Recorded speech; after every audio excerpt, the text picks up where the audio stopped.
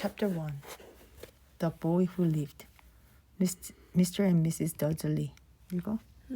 Of number 4. Of number 4 Privet Drive were proud to say that they were perfectly normal. Thank you very much.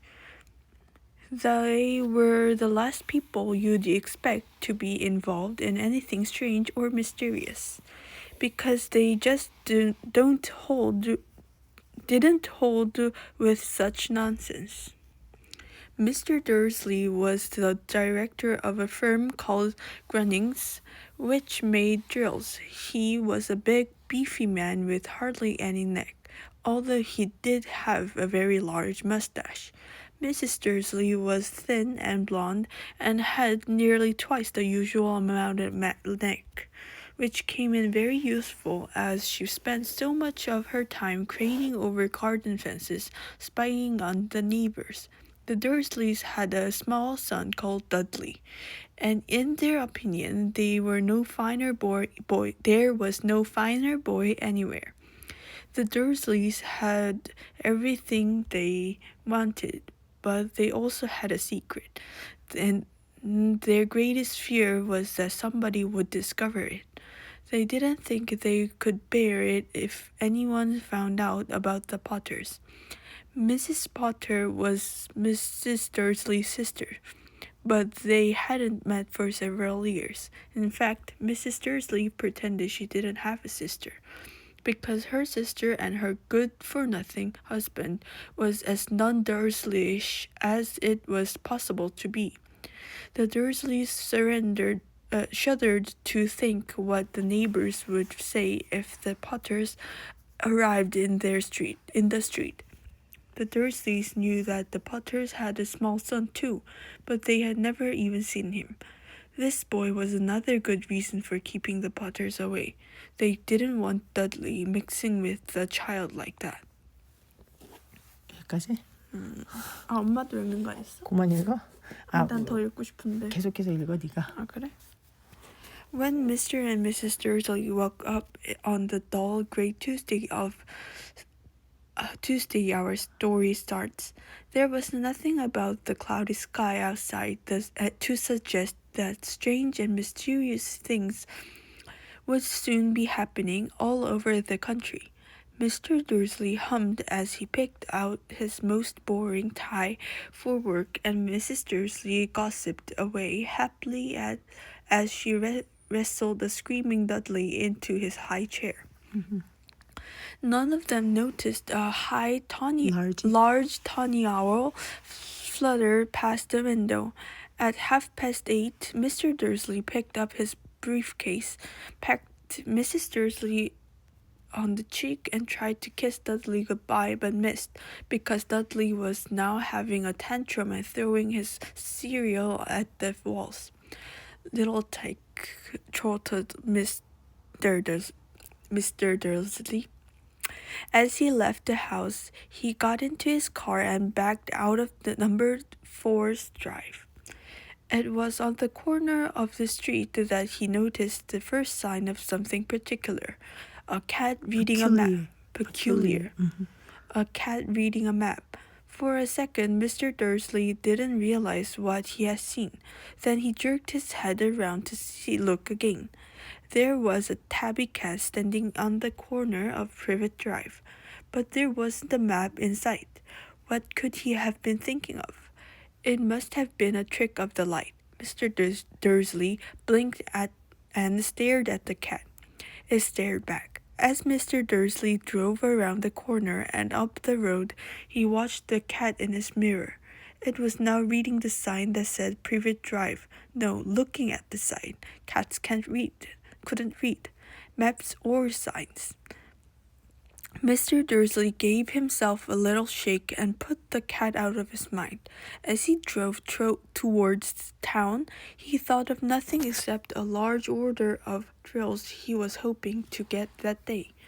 But on the edge of town, drills were driven out of his mind by something else. As he sat in the usual morning traffic jam, he couldn't help noticing that there seemed to be a lot of strangely dressed people about. People in cloaks. Mr. Dursley couldn't bear people who dressed in funny clothes, the get-ups you saw on young people. He supposed this was some stupid new fashion. He drummed his fingers on the steering wheel, and his eyes fell on a huddle of these weirdos standing quite close by. They were whispering excitedly together. Mr. Dursley was enraged to see that a couple of them weren't young at all. Why, that man had to be older than he was, and wearing an emerald green cloak. The nerve of him! But then it struck Mr. Dursley that this was probably some silly stunt. These people were obviously collecting or something.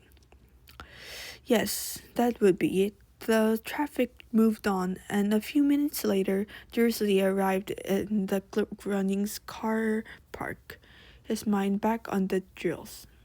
Mr. Dursley always sat with his back to the window in his office on the 9th floor. If he hadn't, he might have found it harder to concentrate on drills that morning. He didn't see the owls swooping past the broad daylight, though people down in the street did. They pointed and gazed open-mouthed at the owl after owl sped overhead. Most of them had never seen an owl even at night-time. Mr. Dursley, however, had a perfectly normal, owl-free morning. He yelled at 5 different people. He made several important telephone calls and shouted a bit more. He was in a very good mood until lunchtime, when he thought he'd stretch his legs and walk across the road to buy himself a bun from the baker's opposite. He'd forgotten all about the people in cloaks until he passed a group of them next to the baker's. He eyed them angrily as he passed. He didn't know why, but they made him uneasy. This lot were whispering excitedly too, and he couldn't see a single collecting tin. It was on his way back past them, clutching a large donut in a bag, that he caught a few words of what they were saying. The Potters. Oh, that's right, that's what I heard. Yes, their son Harry. Mr. Dursley stopped dead. Fear flooded him. He looked back at the whisperers as if he wanted to say something to them, but thought better of it. He dashed back across the road, hurried up to his office, snapped at his secretary not to disturb him, seized his telephone and had almost finished dialing his home number when he changed his mind. He put the receiver back down and stroked his mustache, thinking no, he was being stupid. Potter wasn't such an unusual name. He was sure there were lots of people called Potter who had a son called Harry. Come to think of it, he wasn't even sure his nephew was called Harry. He'd never even seen the boy. It might have been Harvey or Harold. There was no point in worrying Mrs. Dursley. She always got so upset at any mention of her sister. He didn't blame her if he'd had a sister like that. But all the same, those people in cloaks. He found it a lot harder to concentrate on drills that afternoon. And when he left the building at 5 o'clock, he was still so worried that he walked straight into someone just outside the door. Sorry, he grunted, as the tiny old man stumbled and almost fell.